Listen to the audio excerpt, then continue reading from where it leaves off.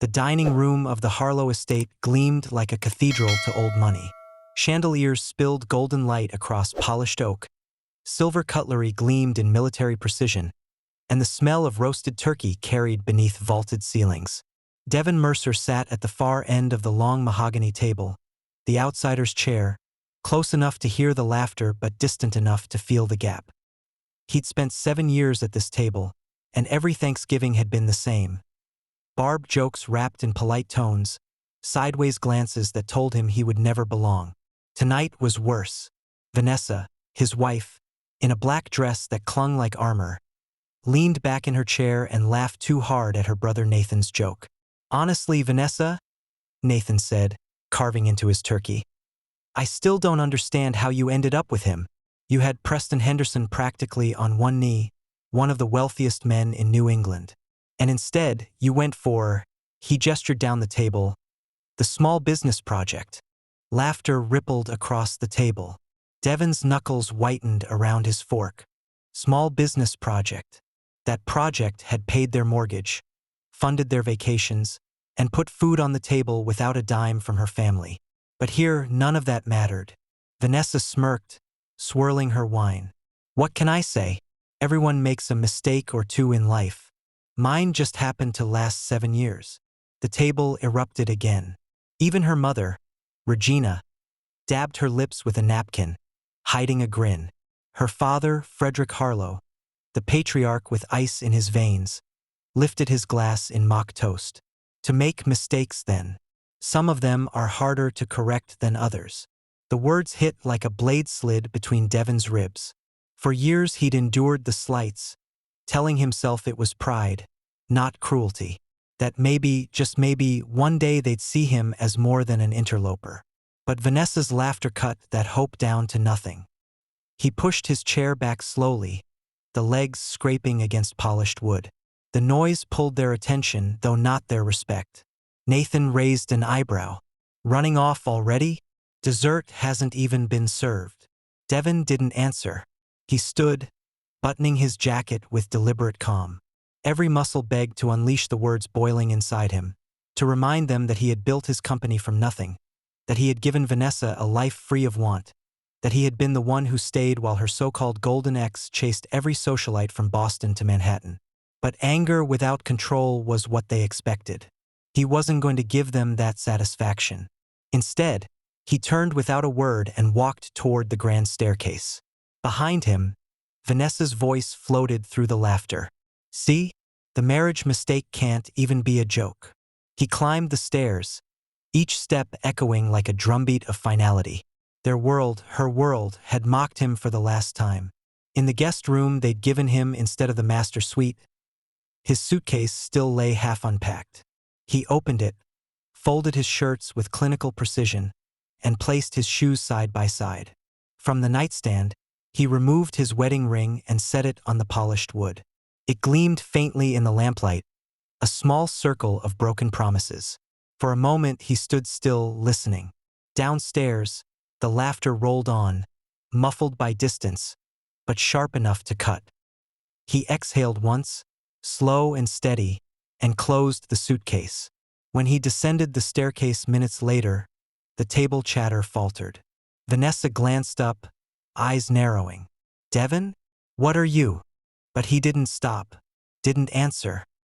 He crossed the foyer, past oil paintings of Harlow ancestors staring down with cold judgment, and opened the heavy oak door. A rush of cold November air swept in, chilling the warmth of their gilded world. The last thing they saw was his back disappearing into the night. No slammed doors, no shouted words, no begging for dignity, just silence. Humiliation had been served with turkey. But the reckoning, that would be his to serve. 3 weeks later, the Boston winter bit through Devin's coat as he walked up the stone steps of an office building that didn't advertise its tenants. No brass plaques, no welcoming reception desk, just a locked door and a buzzer. "Name?" crackled the intercom. "Devin Mercer," he said. His own name already felt like something he was shedding, a skin that no longer fit. The door clicked. Inside, the warmth smelled faintly of leather and ink. Martin Callahan, his lawyer, sat waiting behind a desk stacked with papers that weren't meant for ordinary divorces. Callahan was ex-military, with a stare sharp enough to cut through excuses. He didn't waste time with pleasantries. "You're sure about this?" Callahan asked. "I've never been surer about anything in my life." Devon sat down, his jaw set. "A clean divorce isn't possible. You know what her family will do.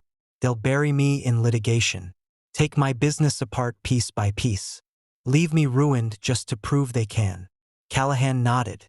"They've done worse to men with deeper pockets than yours. Disappearing is the only option." Devon leaned back, the tension in his shoulders like coiled wire. "Then let's do it." What followed was a meticulous process. Callahan laid out documents step by step, stripping Devon Mercer out of existence. Bank accounts closed, property quietly transferred, digital fingerprints erased. By the time the clock struck midnight, Devon Mercer would be nothing more than a ghost in the Harlow family's memory. "You'll need a new name," Callahan said, sliding a passport across the desk. The photo was the same man, but the name beneath read Davis Morgan. Devon held it in his hand, staring at the new identity. Davis Morgan. It sounded like someone lighter, unshackled. Someone who hadn't sat at the end of a table while being called a mistake. "What's in Portland?" Devon asked. "Distance," Callahan said. "An architecture firm willing to give you a start. They don't care who you are. They care what you can build." That night, Devon boarded a train heading west. Each mile of track hammered beneath him felt like a nail sealing the coffin of his old life. He didn't look back at Boston. He didn't look back at Vanessa. Portland was nothing like Connecticut. Rain-slick streets, bridges stretching over gray water, and a skyline still carving itself upward. Devon, now Davis, took a modest job at the architecture firm, starting as nothing more than a junior draftsman. He showed up early, stayed late, learned the codes, the clients, the quirks of the city. For the first time in years, no one sneered at his name. No one compared him to another man. No one called him a mistake. Here, his work spoke louder than the Harlow laughter that had haunted him. But at night, in the quiet of his rented apartment, the ghosts followed. He would close his eyes and hear it, the smirk in Vanessa's voice as she raised her glass, the echo of Nathan's mockery, the cold silence of Frederick's stare. His anger sharpened in the dark, not wild or reckless, but honed like steel. He carried it with him not as a burden, but as fuel. One evening, standing over his drafting table with the rain tapping against the window, Davis pressed his palms flat on the blueprint before him. "They erased me," he muttered, "but I'm still here." And for the first time since walking out of that grand estate, he felt something stir beneath the anger, freedom. 5 years blurred past like rain streaking a windshield. Portland had a way of softening the edges of a man who wanted to disappear. The bridges, the steel and concrete veins of the city, reminded Davis Morgan of what he'd once been denied: permanence. Under that name, Devon Mercer had become more than a ghost. He had risen, brick by brick, blueprint by blueprint. The junior draftsman who once fetched coffee now signed his name to contracts as a partner in the firm. His designs, sleek, sustainable structures that wove glass and green together, made magazines take notice. Clients flew in from New York and Seattle just to walk through his buildings, to shake the hand of the man who could turn empty lots into landmarks. Still, Davis kept his spotlight dim. He skipped interviews, declined television features, and let others take the microphones. Fame was a flame, and he knew too well how quickly it burned through false walls. At work, he was respected. At home, he was alone, and that suited him. His apartment overlooked the Willamette River, a view that stretched like possibility itself. He would stand on the balcony some nights, whiskey in hand, and let the cold wind bite his face. The anger never left him. It sat deep in his chest like a coal, steady and hot, shaping him into something sharper than the man Vanessa and her family had mocked.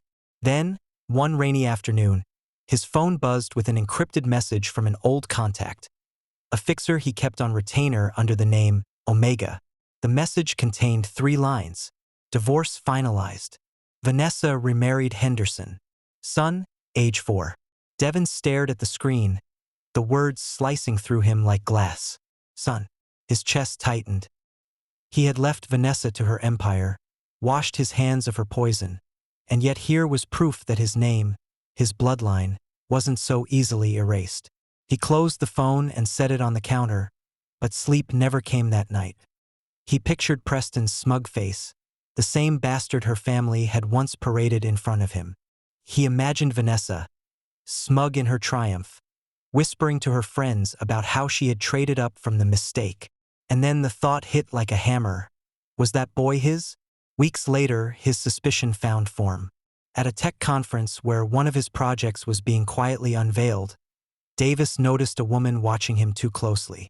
She wasn't a client. She wasn't pressed. She moved like a shadow. Later, his firm's security confirmed it. An investigator had been tracking him, using facial recognition, tracing his steps back to the ghost of Devin Mercer. That night, Davis sat alone in his office, blueprints spread like battle plans before him. He had built a new life, forged respect, carved out success under a different name. Yet the past had finally found him, wearing the face of a child he had never met and the smirk of a family that would never stop feeding on control. For hours he stared at the designs on his desk, his mind drifting between steel beams and old scars. He could run again. New name, new city, call Omega and burn the trail clean. But something in him had shifted. For the first time in years, Devin didn't want to run. He closed the office lights, leaving only the glow of the city against the glass. His reflection stared back at him. Not Devin Mercer, not Davis Morgan, but a man forged from both. He wasn't the outsider at a gilded table anymore. He wasn't a ghost haunting himself in the dark. He was an architect, and architects didn't run. They built. And if the past wanted to come crashing through his door, he already had the foundations laid for what came next. Omega wasn't just a contingency. It was a weapon. Devin poured himself a drink, lifted it toward the rain-soaked skyline, and whispered to the night, "Come find me. I'm ready this time." The Portland rain hadn't stopped all week, and Devin liked it that way. Rain blurred the edges of the world, making everything harder to see. But even the rain couldn't hide the storm when it finally came knocking. It was a Tuesday afternoon when his receptionist buzzed the intercom. "Mr. Morgan, there are visitors here. They insist it's urgent." He almost told her to send them away. But then the door opened, and time folded in on itself. Vanessa, Preston, and behind them, Frederick and Regina Harlow. Faces he hadn't seen in 5 years but could have drawn from memory. The old aristocratic sneer still sat on Frederick's face. Preston's smirk hadn't aged a day. Vanessa's eyes flickered, caught between guilt and something else. Devin stayed seated behind his desk, calm as stone. "I didn't expect a family reunion," he said flatly. "Though you're a few states off course." Preston started, but Vanessa raised a hand. Her voice was thinner than he remembered. "Devin. Davis," he corrected sharply. "Devin Mercer's dead. You should know. You buried him." She swallowed, then pressed forward. "We wouldn't be here if it wasn't life or death." Frederick's voice cut through the room like ice. "Your son is dying." The words hung there. Devin's fingers tightened around the edge of his desk, but his face didn't move. "My what?" Vanessa stepped closer, desperation in her voice now. "Alexander. He's 6. He has leukemia. The doctors say a bone marrow transplant is his only chance. Preston isn't a match. Neither am I." "You," her breath caught. "You're his biological father." Devin rose slowly, every inch deliberate. He let his anger sharpen his voice to steel. "After all these years, you walk in here and expect me to believe you? That the same family who laughed at me out of my own marriage suddenly needs me to play savior?" Preston bristled. "Don't make this about pride. There's a child's life." Devin's glare cut him down mid-sentence. "Don't lecture me about pride, Preston. You've had 7 years to play father. Now you're here because science says you can't fake blood." Vanessa's eyes were wet now. "Please, just agree to testing. Independent. You'll see it's true." Devin's silence stretched long enough for the rain outside to fill it. Finally, he nodded once. Independent verification. DNA and medicine. If you try to feed me one more lie, I'll walk, and you'll never find me again. Regina's mask cracked. You cruel. He snapped his gaze at her, voice low but dangerous. Don't you dare play the moral card. I remember every smirk, every joke, every time you called me less than what your daughter deserved. I was mistaken, wasn't I? Well, this mistake is the only chance your grandson has. Silence settled. Vanessa wiped her eyes and nodded. We'll arrange it. Devin walked to the door, opening it wide. Get out. I'll call you when the results are in. They filed past him, Frederick last, pausing just long enough to meet his gaze. There was no apology there, no humility, only calculation, and that told Devin everything he needed. They weren't just here for the boy's life. There was something deeper, something twisted beneath their sudden desperation. When the door shut and the office was quiet again, Devin stood still, the rain drumming steady against the glass. He exhaled once, steady, letting the fury cool into resolve. He whispered to himself, voice low and certain, I won't be dragged back into their world, but I won't let a child suffer without truth. For the first time, his anger wasn't just fuel for revenge. It was a weapon he would wield for someone else, for a son he had never known. The hospital smelled like antiseptic and quiet dread. Devin, still Davis to the outside world, walked the hall in a borrowed white coat, the disguise more for himself than anyone else. He wasn't ready to announce his return, not until the truth sat in his hands. The DNA test had come back 2 days earlier. No denying it. Alexander Henderson was his son. 99.9% match. Blood didn't lie even when people did. He stepped into the room. Machines hummed softly. The boy sat propped against pillows, pale but alert. A stack of Lego bricks spread across the tray table. When their eyes met, Devin felt something he hadn't in years. A jolt that cut deeper than anger, sharper than pride. It was recognition. Alexander studied him. You're not really a doctor, are you? Devin froze, then smirked despite himself. What makes you say that? The boy shrugged. Doctors don't stare at me like that. And you look like the guy in the picture Mom hides in her closet. Devin's throat tightened. What picture? The one she said I wasn't supposed to see. Alexander tilted his head. You're him, aren't you? You're my dad. There was no performance in the boy's voice, just blunt truth. Devin pulled a chair closer and sat, lowering his voice. Yeah, I am. For a moment, the weight of years pressed down, the mockery, the exile, the ghosts. But none of it mattered in this room. He reached across, steady hand covering his son's smaller one. I'm here now, and I'm not going anywhere. Alexander's eyes, wide and tired, softened. Mom and Preston fight about it.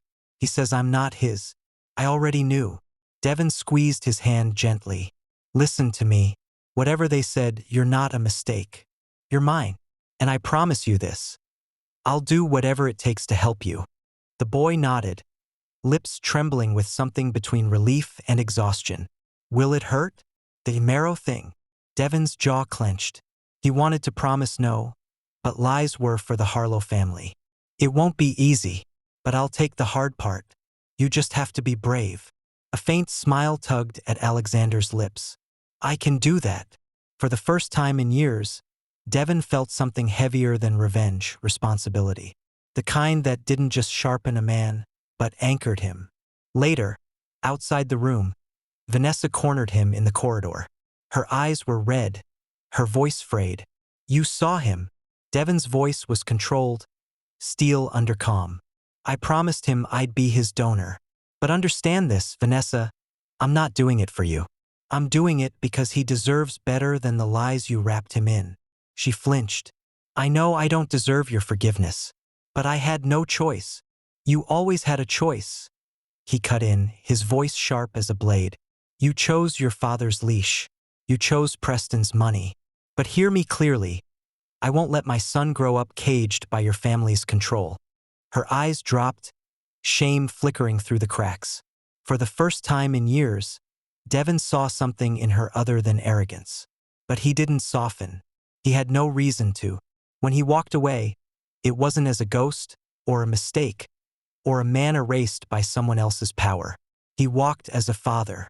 And that changed everything. The marrow donation left Devon sore, stiff, and exhausted, but he didn't complain. Pain was nothing compared to the sight of Alexander's color returning, the boy's strength creeping back bit by bit. For the first time in years, Devon felt tethered to something real. But peace never lasted long when the Harlow family was involved. It started with a folder dropped on his desk. His former partner from Portland, Liam Grayson, had been slipping him documents, projects, blueprints, proposals, from none other than Henderson Architecture. At first glance, it looked like insider cooperation. But the details were wrong. Too convenient. Too damning. Devon flipped through the papers, jaw tight. If these ever reached the wrong hands, it would look like he'd been stealing Henderson's designs for years. Corporate espionage. Jail time. Reputation gone. He knew a setup when he saw one. That night, he confronted Liam in the dim light of a parking garage. Rain hammered the concrete, shadows long under flickering lamps. Why? Devon's voice was low, controlled. Liam shifted nervously.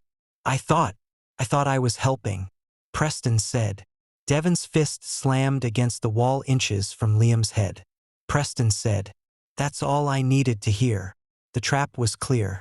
Preston and Frederick wanted him erased again, this time with handcuffs instead of humiliation. They hadn't counted on him being prepared. 2 days later, an envelope slid beneath his apartment door. No return address. Inside were documents older than the ones Liam had handed over, medical records, financial ledgers, internal memos. They bore Frederick Harlow's signature. Devon sat at his kitchen table, rain rattling the windows, and read. The marrow donation hadn't just been about saving Alexander. Frederick had funneled Alexander's case into one of his biotech companies, treating the boy less like a grandson and more like a research subject. Clinical notes spoke of long-term genetic study, family predisposition, potential commercial applications. His stomach turned cold. Alexander wasn't just a sick child to Frederick. He was an investment, profit margin in human form. Devon's hands tightened on the pages until they crumpled. The anger that had burned for years didn't explode. It compressed, hard and sharp, like a blade being forged. Frederick had mocked him, erased him, and tried to ruin him. But to see his son, his blood, turned into a commodity, that crossed a line no man could forgive. The next morning, Vanessa found him waiting outside the hospital. She looked worn down, hair tied back, exhaustion etched into her face. He held up the folder. You knew about this? Confusion flickered, then fear. She shook her head. I didn't. I swear. Devon studied her, searching for the lie, but what he saw instead was something else. Cracks in her loyalty to her father. She reached for the folder, but he pulled it back. This doesn't go to you. This goes to the people who can burn your father down. His voice was quiet, lethal. He tried to use my son as a lab rat. That ends now. For a moment, Vanessa didn't argue. She just whispered, do whatever you have to. Just protect him. Devon turned away, the folder tucked under his arm. His stride was steady, unhurried. Inside, his rage had settled into something colder than fire. Calculation. Strategy. Frederick thought he was still the boy at the end of the Thanksgiving table. A mistake. A ghost. But he wasn't. He was the architect, and he was about to design the Harlow family's collapse. Devon didn't move rashly. Rage was a tool, but only if you kept it sharpened. Frederick's documents gave him leverage, but leverage alone didn't topple empires. He needed allies. The first was Martin Callahan, his Boston lawyer who had orchestrated his disappearance years ago. When Devon laid the documents across his desk, Callahan's face stayed stone hard. Frederick Harlow crossed from arrogance into criminal fraud. Genetic exploitation? Federal regulators will eat this alive. Next came Dr. Sanjay, Alexander's attending physician. Devon met him after hours in the sterile quiet of the hospital lab. "You've seen these notes?" Devon asked. Sanjay scanned the papers, his expression darkening. "If this is authentic, your father-in-law's not just unethical. He's dangerous. But evidence has to be airtight. Then help me make it airtight." Finally, he reached out to Nina Reeves, the investigator who had once tracked him down. Instead of cutting her off, Devon pulled her in. Over coffee in a downtown diner, he slid her the file. "You know the Hendersons and Harlows better than most. You want a real story? Help me bury them." Nina's eyes gleamed with a mixture of ambition and respect. "You've got guts, Mercer. All right, I'm in." But allies weren't enough. Devon knew he'd have to confront Preston himself. The meeting happened in the glass-walled lobby of Henderson Architecture. Preston strolled in wearing the smug confidence of a man convinced he still had the upper hand. "You've got nerves showing in your face," Preston said. "And you've got the nerve pretending you've been a father." Devon shot back. Preston bristled, his jaw tightening. "Alexander is mine in every way that matters." Devon leaned closer, his voice calm, cutting. "No, he's my blood. And I'll make damn sure he never grows up learning to be your shadow." Preston's smirk cracked. "You think you can take him from us? From Vanessa? From Frederick?" Devon's stare didn't waver. "I don't think so. I know. Because unlike you, I'm not bound to a crumbling empire propped up by fraud." For a moment, Preston faltered. Then his sneer returned. "You can't win this." Devon stepped back, voice steady. "I already have. You just don't know it yet." That night, Vanessa found him waiting outside Alexander's hospital room. Her face was pale, drawn, but her eyes burned with something different. Conflict. "We're running out of time," she whispered. "My father's pulling every string to keep those records buried. If you go at him alone, he'll crush you." "I'm not alone," Devon said. Her voice wavered. "And Alexander? What happens to him in the middle of all this?" Devon studied her, weighing the woman who had humiliated him against the mother now cracking under pressure. "We protect him. Together. Joint custody. No more lies. No more chains to your father." Vanessa's lips trembled, but she nodded. "And Preston? Exposed," Devon said coldly. "For fraud, for manipulation, for being exactly what he is." It wasn't reconciliation, not in the old sense. But it was something else. An uneasy truce. Not as husband and wife, but as parents who finally had a reason to stand on the same side. Devon walked away that night with a plan burning in his mind. Frederick had made him a mistake. Preston had tried to make him a criminal. Vanessa had once made him invisible. Now all of them would see him clearly. Revenge wasn't an impulse. It was a design. And Devon Mercer, Davis Morgan to the world, was an architect. The plan began with federal agents. Callahan had delivered Frederick's biotech files to the right contacts. And within weeks, subpoenas were flying.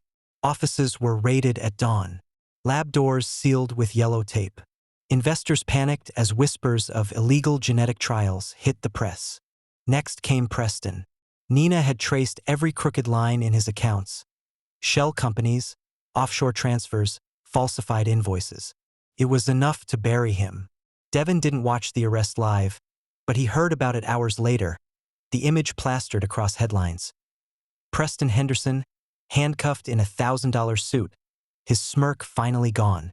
Devon stood on his balcony in Portland that night, whiskey in hand, rain streaking the glass behind him. He didn't smile. Revenge wasn't joy. It was justice finally balanced. The Harlow name collapsed like a rotting foundation. Frederick tried to deny, deflect, claim ignorance, but the documents were airtight. Decades of arrogance had left too many fingerprints. Lawsuits stacked like bricks, regulators circled like vultures, and the empire that once mocked Devon as a mistake was bleeding out in public view. And in the middle of the storm, Vanessa made her choice. At a press conference swarming with cameras, she stood beside Devon, not as his wife, not as his partner, but as Alexander's mother. She read a statement, her voice steady despite the flashbulbs. "My father believed in power over people. My husband Preston believed in appearances over truth. My son deserves better. Today, I stand with the only man who ever chose him over pride, Devin Mercer. The reporters erupted. The headlines spun. And for the first time, Devin saw the Harlow grip snap in half, not with a bang, but with the simple truth that their own daughter had turned against them. Later, in the quiet after the storm, Devin took Alexander to an ice cream parlor downtown.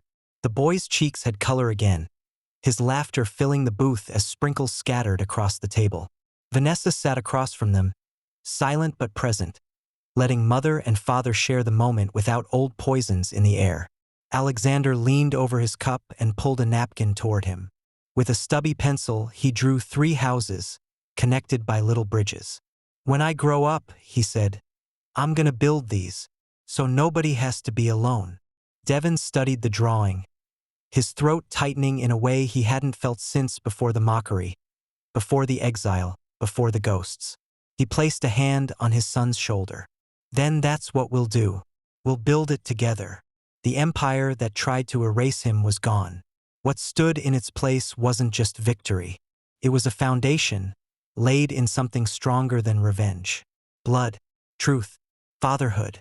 And that was a legacy the Harlows could never destroy. Spring settled over Portland, the kind that washed the streets clean and made the bridges shine against the sky. Devin stood outside his apartment complex, waiting, hands in his jacket pockets. A cab pulled up, and Alexander spilled out, backpack slung over one shoulder, his grin wide. "Dad!" the boy shouted, barreling into his arms. Devin caught him, lifting him high before setting him down. The word still hit him in the chest every time. Dad. Not a mistake. Not an outsider. Not a ghost. Just Dad. They spent the day touring the city. Devin showed him the firm's newest project, a library that curved with glass and steel like a sail catching the wind. Alexander pressed his nose to the window of the construction site, the sketchpad already open. He drew fast, messy lines and held it up proudly. "See? This is the bridge to the park." Devin smiled, ruffling his hair. "Good eye. You're seeing what most people miss." Later, they walked along the Willamette, the water glinting beneath the late afternoon sun. Alexander asked about buildings, about blueprints, about how an idea on paper could become something people lived in. Devin answered every question, patient, steady, realizing with each word that this was the legacy he wanted. Not revenge, not collapse, but construction. Vanessa met them that evening at the park, a quiet exchange in their custody routine. She looked different now, lighter, unshackled. No longer her father's pawn, no longer Preston's prize. Just a mother. Alexander ran ahead to the swings, leaving Devin and Vanessa standing in the fading light. "You've changed," she said softly. "So have you," he replied. His tone wasn't warm, but it wasn't sharp either. Just measured, like a man who had stopped bleeding and started building. They didn't speak of reconciliation. They didn't need to. Their bond now was Alexander, and that was enough. That night, back in his apartment, Devin tucked Alexander into bed. The boy clutched his sketchpad to his chest, half-finished drawings of bridges and houses spilling from the pages. "Dad," Alexander murmured sleepily, "one day I'm gonna build a city where no one ever has to feel left out." Devin brushed his hair back, pride heavy in his chest. "Then I'll make sure you've got the tools to do it." When the boy drifted off, Devin stepped onto the balcony. The city stretched out before him, its skyline dotted with the shapes he had helped create. Rain clouds parted, leaving a clear night sky above the glowing bridges. For years, his life had been about proving himself, about burning down the walls built against him. But here, now, with his son asleep in the next room, he understood the truth. Revenge had given him victory, but fatherhood gave him purpose. The future wasn't about destruction anymore. It was about foundations, strong enough to carry a boy's dream of bridges, strong enough to carry them both. And for the first time, Devin Mercer Davis Morgan felt at peace with the name he had built for himself. Father. Subscribe and stay one step ahead of cheaters. And trust me, the next story makes this one look like a fairy tale.